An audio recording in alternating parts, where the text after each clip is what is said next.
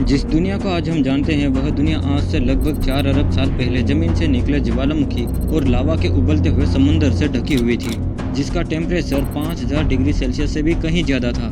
सारी जमीन पर आग, गर्मी और ज्वालामुखी से निकलती खतरनाक गैसें ही फैली हुई थी, जिसमें सांस लेना किसी तरह से भी संभव नहीं था। सारी पृथ्वी इन गैसों और लावे से ढकी हुई थी, जिस कारण से ना तो सूरज की रोशनी जमीन तक पहुंच पाती थी और ना ही पानी उस समय तक धरती पर मौजूद था। ऐसी स्थिति में जिंदगी का कोई अस्तित्व नहीं था, क्योंकि जमीन इतनी ज्यादा गर्म थी कि अगर कोई जीव वहां सांसें भरने का प्रयास भी करता तो कुछ ही पलों में इसी लावा के नीचे दबकर खत्म हो जाता।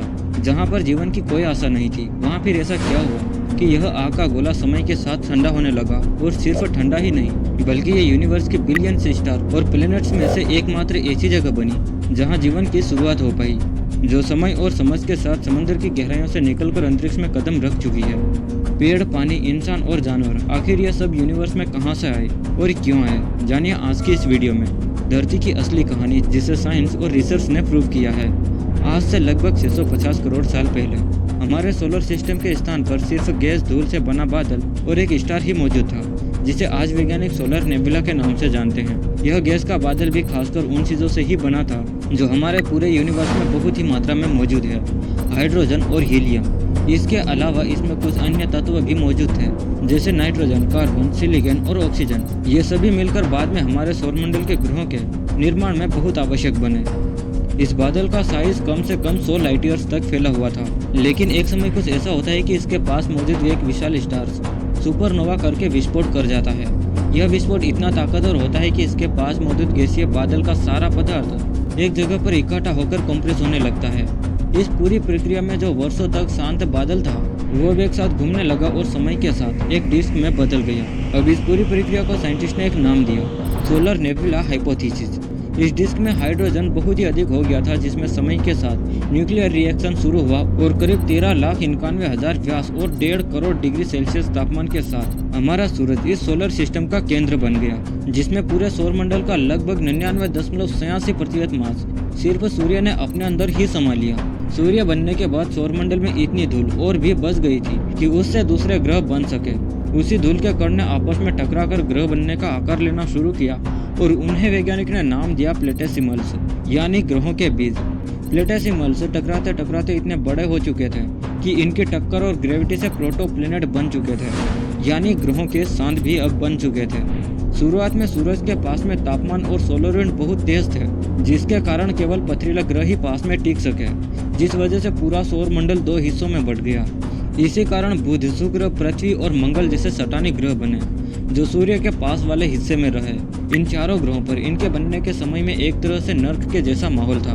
हर तरफ आग, गर्मी, गिरते हुए उल्कापिंड और जमीन से निकलते लावे के समंदर।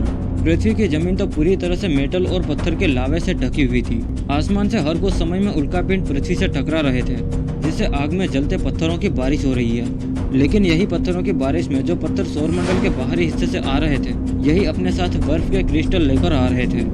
इनके पृथ्वी पर गिरने से इनके अंदर मौजूद बर्फ भाप बनकर बारिश के रूप में धरती पर गिर रही थी। ये कोई एक दिन की बारिश नहीं थी, बल्कि हजारों लाखों साल तक लगातार गिर रही थी और इनसे धीरे धीरे पृथ्वी ठंडी हो रही थी। साथ ही पृथ्वी की ऊपरी सतह ठोस बनने लगी और भारी धातुएं जैसे लोहा और निकेल पृथ्वी के केंद्र में समा गए। समय के साथ जब बृहस्पति, यूरेनस और नेपच्यून अस्तित्व में आए, जो कि गैस ज्वाइंट प्लेनेट है, इनकी विशालता के कारण इन्होंने अंतरिक्ष में घूमते कई उल्कापिंडों को अपनी ओर खींच लिया। तब जाकर कहीं पृथ्वी पर हो रही लगातार उल्कापिंड की बारिश बंद हुई थी।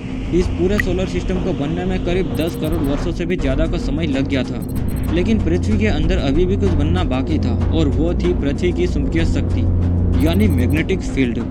अगर यह मैग्नेटिक फील्ड नहीं होती तो पृथ्वी पर कभी जीवन संभव ही नहीं हो पाता।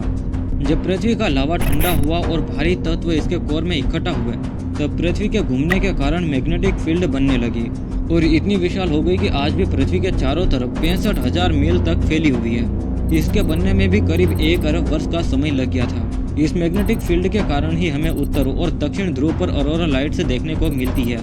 लेकिन यहीं पर ही सब कुछ बनकर तैयार नहीं होता। अभी भी एक और बड़ी चीज का जन्म होना बाकी था, और वो था हमारा चांद। वैज्ञानिकों के अनुसार जब पृथ्वी नई नई बनी थी, तब मंगल ग्रह के समान आकार का एक ग्रह आज से 4.5 अरब वर्ष पहले पृथ्वी से टकराया था। यह टक्कर इतनी खतरनाक हुई थी कि पृथ्वी का एक बहुत बड़ा हिस्सा पृथ्वी से अलग होकर अंतरिक्ष में चला गया था। लेकिन पृथ्वी की ग्रेविटी की वजह से ज्यादा दूर तक नहीं जा पाया और धीरे धीरे टुकड़े आपस में जुड़कर शांत बन गए। इसी टक्कर के कारण पृथ्वी 23.5 डिग्री तक झुक गई, जिससे हमें 4 ऋतुएं देखने को मिलती है। चांद न सिर्फ रात को रोशनी देता है बल्कि समुद्र की लहरों पर भी अपना असर डालता है। चांद की हल्की गुरुत्वाकर्षण शक्ति पूरे पृथ्वी के महासागरों में ज्वार भाटों को उत्पन्न करती है, जो कि लाइफ के लिए बहुत ही जरूरी होते हैं। वैज्ञानिकों के अनुसार पहले सूक्ष्म जीव जो आए थे उनकी शुरुआत समुद्र की गहराइयों में हुई थी, जहां गर्म पानी के स्रोत और रासायनिक प्रक्रिया जीवन के पहले रूपों को जन्म देने में सफल रही थी। आज से लगभग 3.5 अरब वर्ष पहले पृथ्वी पर बैक्टीरिया और आर्किया जैसे एक कोशिकीय जीवों ने किसी तरह से जन्म लिया था और समुद्र में रहने वाले सियानोबैक्टीरिया ने सूरज की रोशनी और कार्बन डाइऑक्साइड की मदद से ऑक्सीजन बनाना शुरू तो कर दिया, लेकिन पृथ्वी के वातावरण में ऑक्सीजन की मात्रा को स्थिर होने में कई वर्षों का समय लग गया था, लगभग 250 करोड़ वर्षों का। इसके बाद धीरे धीरे जीवन विकसित होता गया और जो एक कोशिकीय जीव था उसने बहुकोशिकीय जीव बनने की शुरुआत कर दी थी। आज जो जीवन की अलग अलग प्रजातियां हम देखते हैं वह करोड़ों सालों का विकास का परिणाम है। कभी किसी ने सोचा भी नहीं था कि धूल और गैस के बादल से शुरू होकर करोड़ों साल का सफर तय कर पृथ्वी पूरे यूनिवर्स में एक ऐसा ग्रह बनेगा जहां जीवन संभव होगा।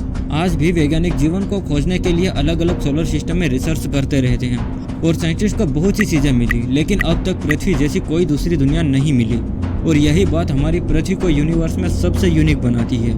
अगर आपको यह वीडियो पसंद आए तो लाइक, शेयर और सब्सक्राइब करके और हमें जरूर बताइए। मिलते हैं अगले वीडियो में, तब तक के लिए जय हिंद।